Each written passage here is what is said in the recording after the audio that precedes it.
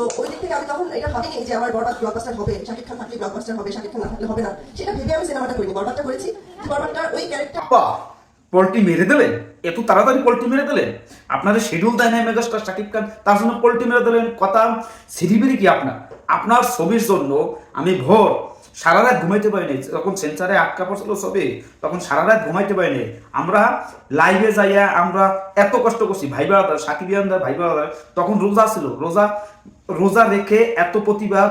তারপরে যে মারুকের বাবা তার গাড়ি আটকাই দেওয়া, ওভারঅল আরো সারাদিন প্রায় 24 ঘন্টা রাত্রি থেকে আপনারা যখন বলছিলেন যে বরবাদ সেন্সারে আটকা পড়ে যাবে, অমুক মিনিট কাটা যাবে, তমুক মিনিট কাটা যাবে, তখন এই কথা ছিল না। হঠাৎ পোল্টি মেরে দিলেন যে মেগাস্টার শাকিব খান শিডিউল দেয় না। আর চলচ্চিত্র মানুষ যে মির্জাফর, সেগুলো আবারও প্রমাণ করে দিল। আর এরকম কথাবার্তা বলতে পারেন যে ছবি চলবে না, মেগাস্টার শাকিব খান আছে তাতে কি এরকম সুপারহিট হবে, এরকম তো ভাবি নাই, শাকিব খান থাকলেই চলবে না। এই যে কথাগুলো বলে আপনি যে কতটা ছোট হয়েছেন, না ছোট না, আপনাদের চলচ্চিত্র মানুষের তো এই অভ্যাস। আপনারা পোল্টি মারেন, যার কাজ শেষ হয়ে যায়, যখন কাজ করবেন তখন যে সে ওস্তাদ বাবা বাবা বাবা বলতেও দিদা নাই আপনাদের, কিন্তু কাজ শেষ হয়ে গেলে তারা সুধীর ভাই, শালা থেকে সুধীর ভাই, এরকম একটা কথা আছে না? এই অবস্থা। মেগাস্টার শাকিব খান সে এত সাপোর্ট দিল এই ছবিটা নিয়ে, আর সাকিবিয়ানরা আপনাদের কত সাপোর্ট দিলেন আপনার এই কথায়।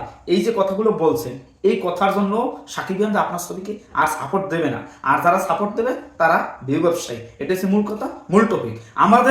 আমরা কালকে কোনো শুভকামনাও জানাইছিলাম, আপনার পোস্ট করার পর আমি শুভকামনা জানাইছিলাম, কিন্তু আর তো হবে না। কেননা এই যে মেগাস্টার শাকিব খানের তার যে পরিশ্রম করে বরবাদ আরিয়ান বিচের ক্যারেক্টারটা ধার করাইছে, এই ক্যারেক্টার বাংলার মাটিতে বাংলার জমিনে আর হবে না। ওপার বাংলায় একজনের হয়, সেটা করে থাকেছে আমাদের আলিয়ার হাজব্যান্ড, আর এখন আমাদের বাংলাদেশের মেগাস্টার শাকিব খান করে দেখাইছে। এখন মেনসি কি আমি অনেক রাগান্বিত এই ভিডিও বানাইতে পারতাম, কিন্তু কি হবে, আমরা যে অক্লান্ত পরিশ্রম করে সেন্সার বোর্ডে যে কাটতে চাইছিল কত মিনিট, সেখান থেকে কয় সেকেন্ড কাটছে সেটা আপনারা জানেন। এখন মেনেছে কি এই সমস্ত মেহেদি বলেন, এরা হয়েছে দিয়ে শাকিব খানের পর ঘাড়ে পা দিয়ে এরা চলতে চায় সবসময়। কাগজ চ্যালেঞ্জ একটা দাঁড় করাইছে রিয়েল এনার্জি প্রোডাকশন, তাদের ছবির নামেই নেমুন। আর কেমন হয়, এগো ছবি নাম নিলে সত্যি খারাপ, এরা কোনোদিন ভালো কিছু চায় না। এটাই তারা, আমরা যেটা ধারণা সেটাই মেনেছে।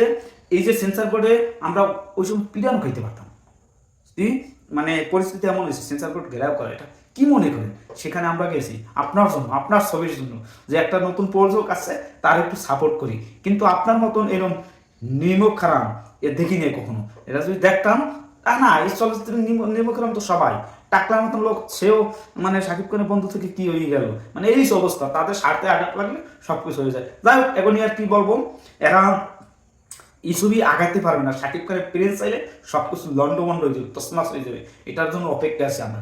আপনারা কি অপেক্ষা আছেন সেটা কমেন্টে জানেন। এখন আর কথা বলতে চায় না, তারা ছবি করবে ভালো কথা।